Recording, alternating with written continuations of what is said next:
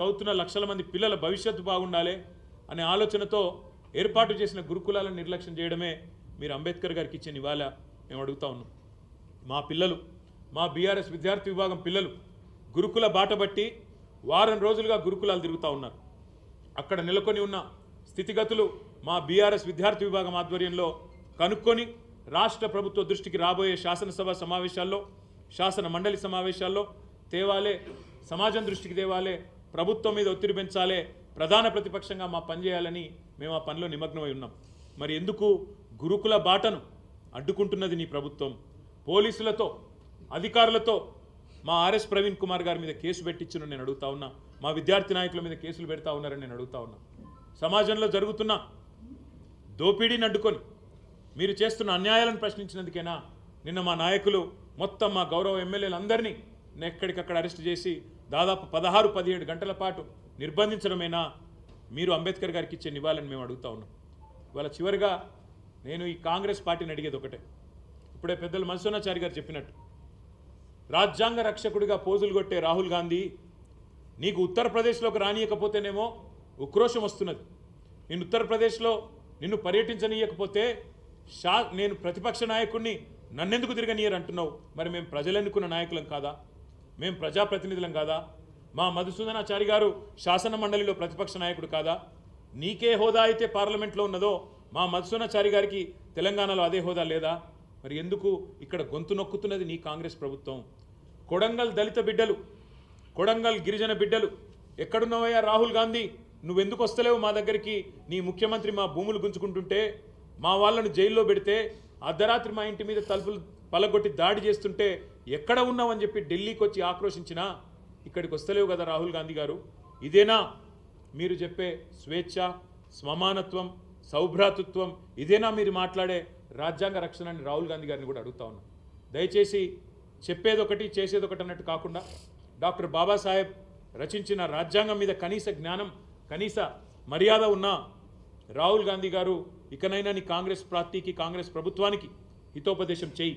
వారికి చెప్పు, ఈ వ్యక్తిగత దాడులు, వ్యక్తిత్వ హననాలు, రాష్ట్రంలోని బలహీన వర్గాల మీద జరుగుతున్న జులుం ఏదైతే ఉన్నదో ఈ విషయంలో నీ ముఖ్యమంత్రికి సద్బుద్ధిని ప్రసాదించే విధంగా ఆ అంబేద్కర్ గారి సాక్షిగా, అంబేద్కర్ గారి వర్ధంతి సాక్షిగా ఖచ్చితంగా ఆదేశాలు ఇవ్వాలని కోరుతూ, మరి ఇవాళ మమ్మల్ని పోనీయకుండా మేము పోదామనుకున్నాం. ఆ 125 అడుగుల నిడివి ఉన్న డాక్టర్ బాబాసాహెబ్ విగ్రహం దగ్గర పోయి అవసరమైతే స్వయంగా మేమే చీపుర్లు బట్టి, ఈ ముఖ్యమంత్రి పట్టించుకుంటలేడు, ఈ ప్రభుత్వం పట్టించుకుంటలేదు, మేమే శుభ్రం చేద్దాం చీపుర్లు బట్టని మేము బయలుదేరుతుంటే మా అందరి ఇళ్ల ముంగట పోలీసులు, మా ఎమ్మెల్యేలు, మా నాయకులందరూ హౌస్ అరెస్ట్. ఇంతకంటే దౌర్భాగ్యం ఇంకోటి ఉంటుందా? నువ్వు పరిశుభ్రం చేయవు, నువ్వు పట్టించుకోవు, మమ్మల్ని ఈరోజు ఇక్కడ హౌస్ అరెస్ట్ చేస్తూ ఉన్నావు. మా తెలంగాణ భవన్, మా పార్టీ కేంద్ర కార్యాలయం, ఇక్కడ అంబేద్కర్ గారి వర్ధంతి కార్యక్రమం చేసుకుంటామంటే ఇలా మీరు బయటికి పోయి చూడొచ్చు. గేటు ముందా ఈరోజు దాదాపు ఒక 100 మంది పోలీసులు ఉన్నారు. ఇదేనా ఇందిరమ్మ రాజ్యం అంటే? మీరు చెప్పిన ఇందిరమ్మ రాజ్యం ఇదేనా? ఎమర్జెన్సీ రోజులను తలపించే విధంగా ఎక్కడికక్కడ పోలీసులతో గొంతు నొక్కే ప్రయత్నం చేయడమే మీరు చెప్పిన ఇందిరమ్మ రాజ్యమా అని నేను అడుగుతా ఉన్నా. చివరిగా ఈ రాష్ట్ర ప్రభుత్వానికి చెప్పేది ఒకటే, కేసులు ఎన్నైనా పెట్టుకోండి, ఏం చేసుకుంటారో చేసుకోండి, మా నాయకుల మీద మీరు ఏం చేసినా పర్వాలేదు. కానీ 9వ తారీఖు నుండి ప్రారంభమయ్యే శాసనసభ సమావేశాల్లో, శాసన మండలి సమావేశాల్లో తప్పకుండా మీ ప్రభుత్వం యొక్క నిర్వాకాన్ని, సంవత్సరం పూర్తయిన తర్వాత మీ రాష్ట్ర ప్రజలకు చేస్తున్న అన్యాయాన్ని ఎలుగెత్తి కొట్లాడుతూనే ఉంటాం, ప్రశ్నిస్తూనే ఉంటాం, పోరాడుతూనే ఉంటాం. వెనక్కి తగ్గే ముచ్చటనే లేదనే మాట మళ్ళొక్కసారి తెలియజేస్తూ మీ అందరికీ ధన్యవాదాలు.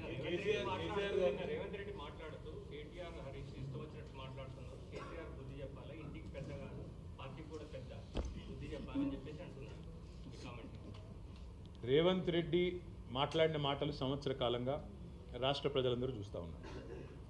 నోటికి హద్దు అదుపు లేకుండా, కనీసం మర్యాద సంస్కారం అనేది లేకుండా, గతంలో సోనియా గాంధీ గారిని ఎట్లయితే ఇదే నోటితో, అడ్డమైన నోటితో దూషించినాడు, సోనియా గాంధీ గారిని బలిదేవత అని ఆనాడు వేరే పార్టీలో ఉండి దూషించాడు, అదే పద్ధతిలో ఇవాళ మళ్ళీ తెలంగాణ ప్రధాత కేసీఆర్ గారిని మళ్ళీ ఈయన మాట్లాడిన మాటలు రాష్ట్ర ప్రజలు మొత్తం చూసినారు.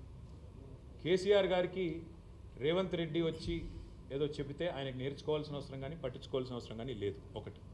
రెండవ మాట నేను వారికి గుర్తు చేసేది, మర్యాద అనేది ఇచ్చి పుచ్చుకుంటే బాగుంటుంది. మర్యాద ఒకరు అడుక్కుంటే రాదు, నాకు మర్యాద ఇవ్వండి, నా కుర్చీకి మర్యాద ఇవ్వండి అంటే అడుక్కుంటే రాదు.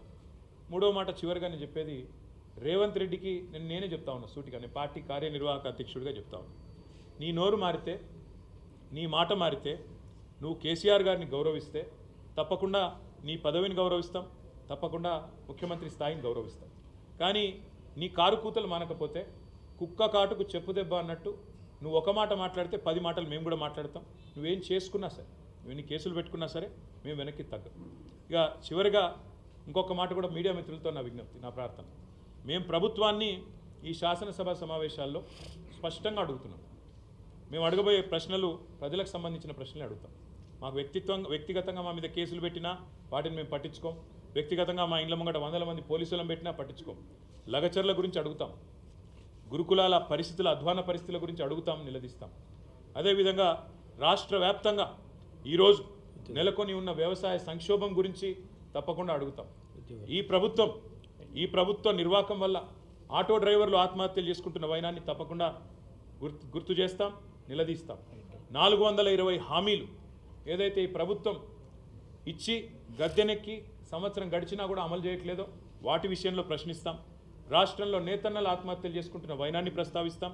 ప్రతి ప్రజా సమస్యని స్పృశిస్తూ తప్పకుండా మేము డిమాండ్ చేస్తున్నాం. శాసనసభ సమావేశాలు కూడా కనీసం నెల రోజులు నడపాలని మేము డిమాండ్ చేస్తున్నాం. ఎందుకంటే ఈ నెల రోజుల్లో తప్పకుండా రాష్ట్రంలో ఉన్న ప్రతి సమస్యని మాకు టైం ఇవ్వండి, గొంతు నొక్కకండి.